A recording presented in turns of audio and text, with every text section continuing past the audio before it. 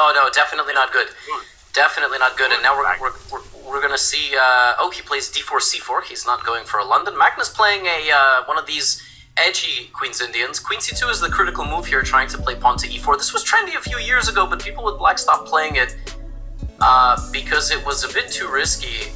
But Magnus does what he wants.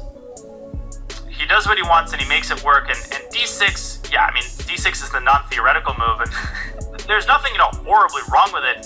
d5 was Black's attempt in the old days of equalizing, and then people realized Black does not equalize. But like you said, Magnus does what he wants. Those words are pretty profound.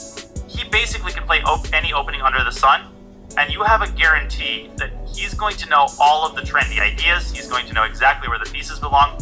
He's going to know how to make the most out of even the most janky, inferior-looking openings. He's going to make everything work. Exactly right. And a move like d5 here, now it kind of depends where Black develops the dark squared bishop. So if you put the bishop on g7 like what Magnus is doing, then it's basically a King's Indian defense. Except Black played b6, bishop b7. Danya, you've played King's Indian your whole life. The bishop does not belong on b7. Ever, right? Yeah, I mean, when you play a traditional full-throated King's Indian, you almost never voluntarily fianchetto the other bishop, and there's a reason why. The problem isn't the fact that this bishop is bad. It is pretty bad, but you can retract it. Bishops do move. There we go. The problem is that now, if white ever plays b4 and c5, it's going to cause a chain reaction on the queen side, because the more defenders, paradoxically, you put on a square, the more powerful the effect when the opposing side puts a pawn on that square, if that makes sense. But look, this is what I'm talking about, a4. This is an idea that you really have to know the King's Indian well to know. Knight takes a4, knight takes e4. This does come up. How does Magnus just knows everything? This is the problem. He knows every idea. Perfectly executed. And Min had to be faster. It's not like White's position has a free pass to do whatever he wants. He did spend one full tempo on Queen d1 to c2, which is not exactly what White wants. You would prefer maybe a knight on e1 to d3, or maybe a knight on d2, maybe a bishop on e3. Or on c6. yeah, knight on yes, c6. yes. If we could kangaroo into the position, we could just fly like a drone, like the Canadian team at the Olympics, to c6. Then that would be great. But unfortunately, we're not able to do that. There's also questions, Danya, like, is the bishop on g2 correct? It almost feels like Min sort of played that offhand. He just kind of played by hand, g3, bishop, g2. But is that really where the bishop belongs? Well, the reason he plays the fianchetto against the King's Indian, against the traditional King's Indian over the board chess. I just want to really quickly show for newer players who might be too shy to ask, what exactly happens if White took that pawn? So if I can rewind a little bit here. A knight takes a4. It's not just tit for tat.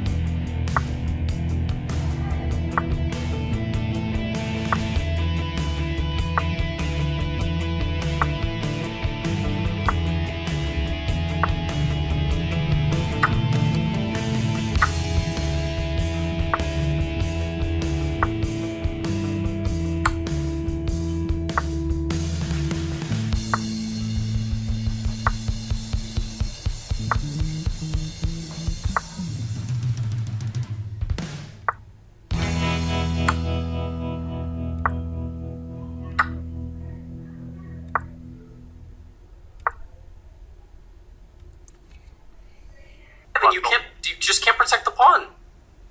But King G3, Rook E3.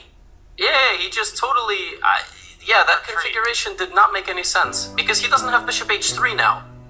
And he's just losing. This is what Rook E8... I didn't understand why Magnus put the rook on a file where all the infiltration squares are under control. And I just assumed that the bishop was going to access F5. No, the king actually moves up. But even if you just play H5, like King G3, of course Rook E3, but even H5, I think like Black just dominating. It's domination completely. But maybe there's Bishop G2 there. So yeah, you probably have to play Rook E3. Although yeah, Bishop G2 still Rook E3, check in that position, and I think Min is busted. I mean, the margins are so thin when you're trying to defend a position against Magnus or Hikaru. You just cannot make a single obvious mistake. They will exploit it 100% of the time. I think you can take, Levy. I think this is a bluff by Min. You can take Rook D4 and then just don't go back to F5. Actually, you can, because King E5. But, fine. Oh, no, King E5. Yeah, Bishop D7, Rook F8, there was King E3. Rook E7, though, Levy, you actually could, I think, but, Magnus will dodge the complications. Yes. It looks very scary with the king in the center, with the skewers and the mates, but there's no skewers and no mates. Yeah, no. Healthy pawn to the good. Maybe you could even get away with Rook F4, but Magnus is not one to engage in those shenanigans. Bishop F5, I think, or something like H6, Rook F7. You will see total patience from Magnus. Boa constrictor conversion here. It really, when you actually get deep into the Magnus endgames, and not just shorthand, short form content, or even recaps of his games, you actually spend 15 minutes analyzing a move, just one move that he plays. It really is fascinating. He makes moves that are just annoying in endgames, and he's so patient. He's patient, he waits for the opponent either to self-destruct, and in the case that they do defend perfectly, like let's say a Fabiano, alright, then he beats you over 40 to 50 moves. Like look at this, now he can play Rook F4, because the rook is protected, and exactly, it's just infiltration. I thought he was going to play Bishop F5 20 moves ago. He waited for the perfect moment when the path is clear, but hats off to Min. I mean, he is doing whatever he can. He's got too many weaknesses, and Levy, every weakness you pointed out ends up being important. The B2 pawn, that is the deciding factor. Isn't that crazy? I mean, it seemed like such a far reality that Magnus would ever get to that pawn, and Magnus has gotten to that pawn. No. There's a weakness, he will sniff it out. No. It's it was written in the stars.